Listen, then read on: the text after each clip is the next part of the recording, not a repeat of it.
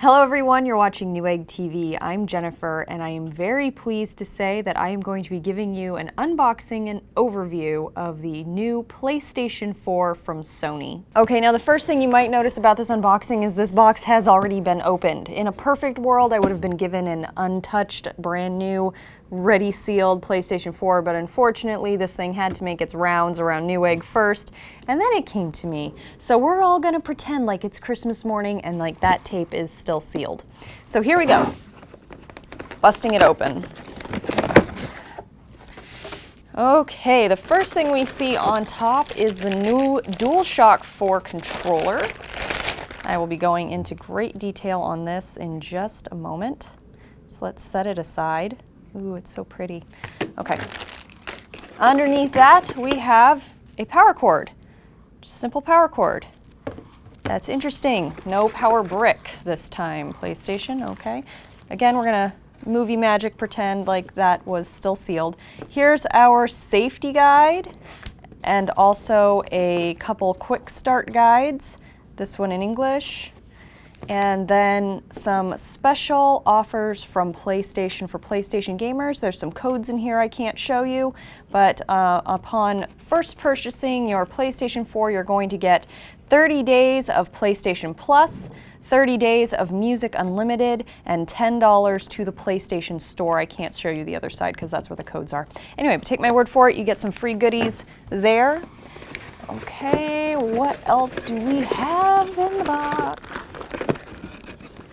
An HDMI cable. Thank you very much, Sony. I was very upset when I got my PlayStation 3 originally and it did not have one of these. Now there are no RCA cables, just an HDMI cable.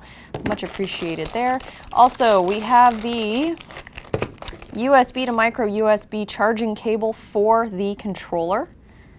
So I'll put that aside. And additionally, we get the earbud microphone for the controller, which I will demonstrate for you in just a little bit. But this plugs into your controller to allow you to have interaction during live gameplay. So let's set all of this aside and then get on to the real magic. Here it is. Dun, dun, dun.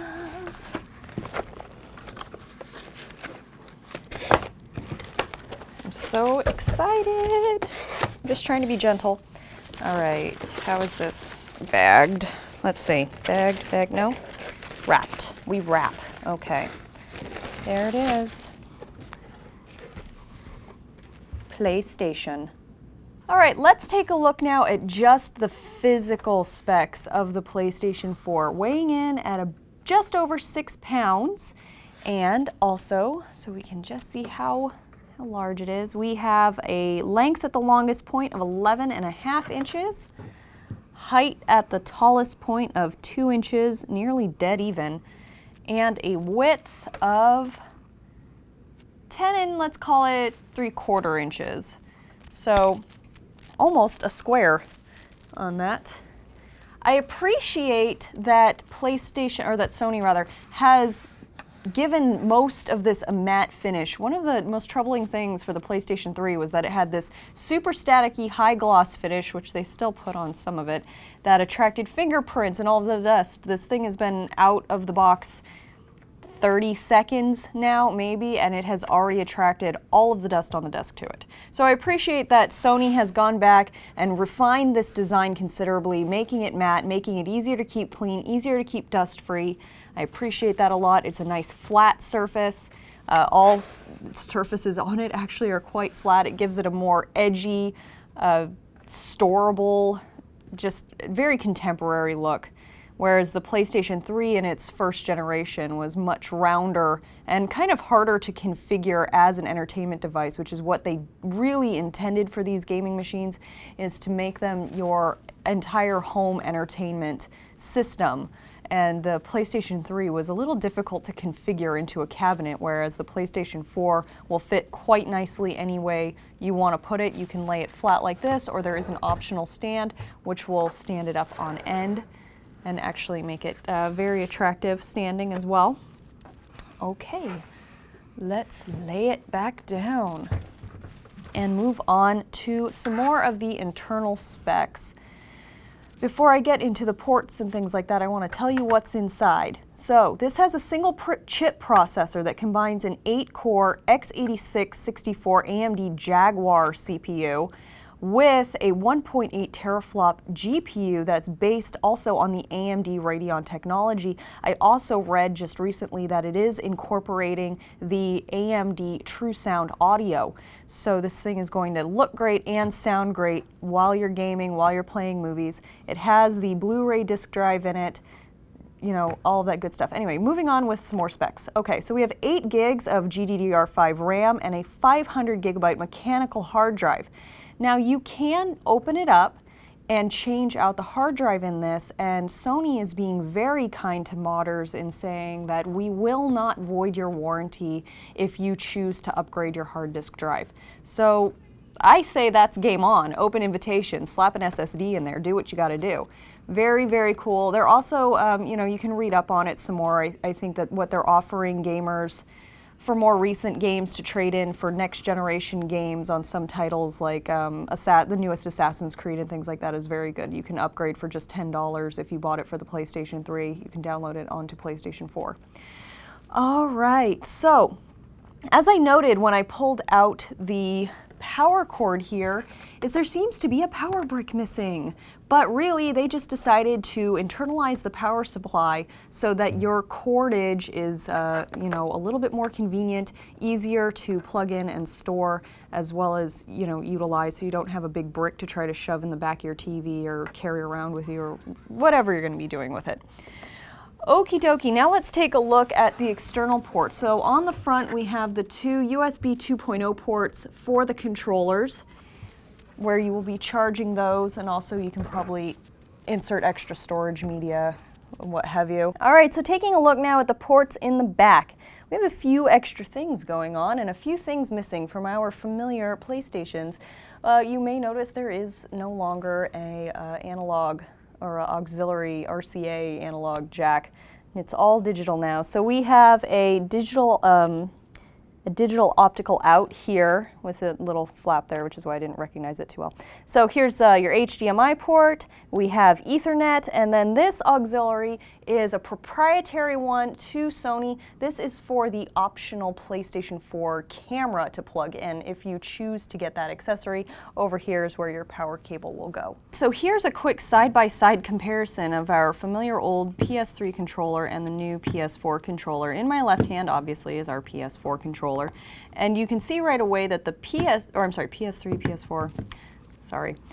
PS4 controller has a bit longer legs and it's a little bit taller, which I kind of appreciate just because it seems like it's a better fit for people who maybe aren't 12.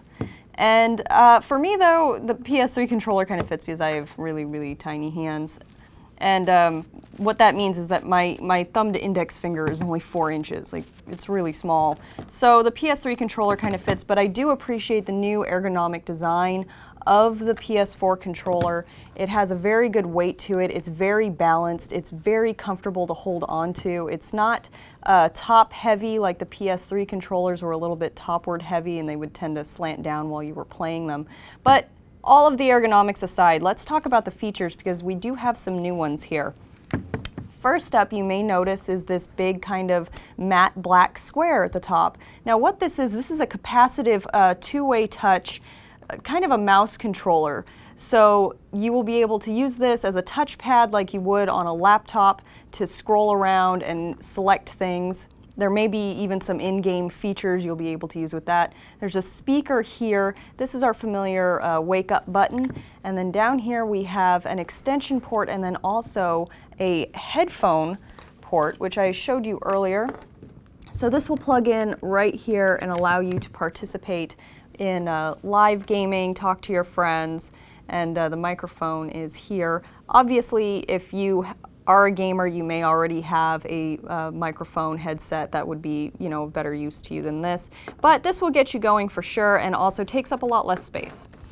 So let's move that aside and start looking at some of the other new features. Now here's our options button, which we, you know, used to have under the select key.